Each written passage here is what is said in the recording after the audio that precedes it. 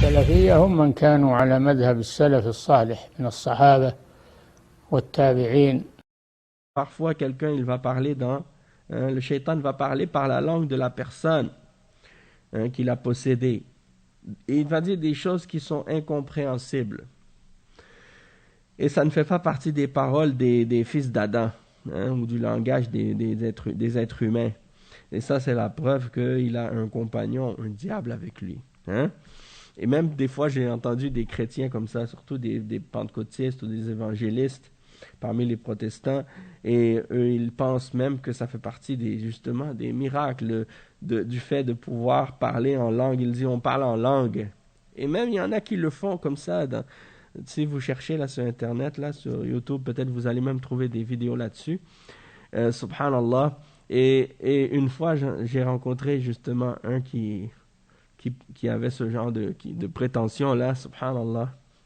On était en train de discuter avec les chrétiens pour leur expliquer l'islam et tout ça.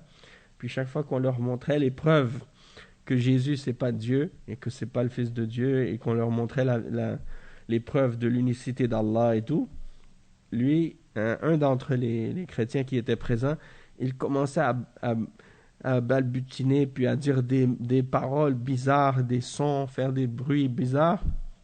Et les autres qui le tenaient là, les autres autour de lui qui le tenaient, comme si en voulant dire il faut le pauvre, il est comme si eux ils disent ça, c'est l'Esprit Saint qui est rentré en lui. Ouais, mais eux ils pensent pas que c'est un diable qui le possède. Ils pensent comme si c'est l'Esprit Saint qui le possède, comme si un ange, et qui le fait parler comme ça. Alors ces gens-là, franchement, c'est le diable qui les a trompés, parce que c'est évident que si quelqu'un commence à prononcer des paroles dans une langue que personne ne comprend, comment tu sais que qu'est-ce que tu dis, c'est bien? Peut-être qu'il est en train de dire n'importe quoi ou des choses diaboliques. Donc ça, c'est le shaitan qui leur fait faire ça. Ça n'a rien à voir avec les anges. D'ailleurs, les anges, ils ne possèdent pas des êtres humains. C'est les diables qui font ça. Donc, c'est leur qarin. Le qarin, c'est le compagnon de la personne parmi les diables. Parce que chaque être humain, il a un diable qui est avec lui, qui l'accompagne.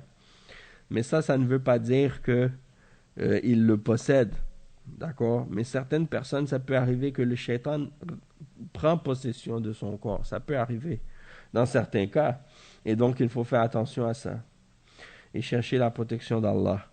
Et ici, le cheikh, il dit que, ici, donc, il parle certaines personnes, ils peuvent parler dans différentes langues. Il va parler, par exemple, anglais, ou français, ou perse, ou arabe, ou d'autres langues, alors qu'il n'a jamais appris cette langue-là auparavant. Tout d'un coup, il commence à parler du jour au lendemain, il commence à parler dans d'autres langues. Et alors qu'il n'a jamais étudié d'autres langues, il n'a jamais parlé d'autres langues, il dit, le cheikh, ça, en réalité, c'est le shaitan qui parle. C'est pas lui. D'accord? Et il dit parce que le shaitan, il coule dans l'être humain comme le sang. Donc il ne faut pas croire que ça c'est un miracle ou un prodige miraculeux. Non, ça c'est le shaitan qui parle par sa langue. Ou même des fois quelqu'un peut avoir une genre de crise d'épilepsie ou bien des choses comme ça. Puis pendant cette crise-là, il commence à parler et dire des paroles dans une autre langue ou des choses comme ça. Et donc il dit, ça c'est le shaitan qui parle avec sa langue à ce moment-là. Ou bien des fois, il dit, quelqu'un peut être touché par de la folie. Ça ne veut pas dire qu'il est nécessairement... ça se peut que ce soit un croyant aussi qui soit frappé par ce genre de folie ou de crise, de crise ou des choses comme ça.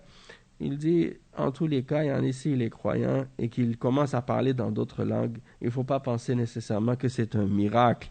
Des fois, c'est seulement le shaitan qui possède cette personne à cause de sa faiblesse ou sa maladie ou des choses comme ça.